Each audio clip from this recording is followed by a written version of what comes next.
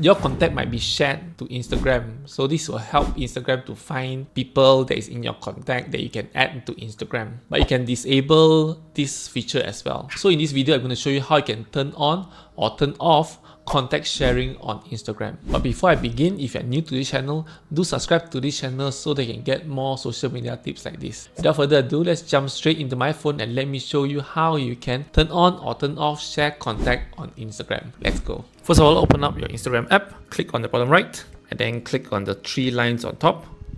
Go to your account center, and then you can see your information and permissions. Scroll that, and then you can see here, bottom here, upload contacts. Click on it. So here you can see you can whether upload contacts turn on or turn off. So for example, let's click on this Instagram. So you can see here, you can connect your contact by turning it on, or you can turn it off. Then you disconnect your contact. Now for me, I want to keep it on so that I can know which contact that I can connect with. So I just click continue, cancel. But if you want to turn off, you do not want your contact to be synced to Instagram, this is how you do it. So yeah, so that's how easily you can do it. If you like what I share, do give me a like and subscribe to this channel so that you can get more Instagram tips like this. Thank you so much for watching, and I see you next time. Goodbye.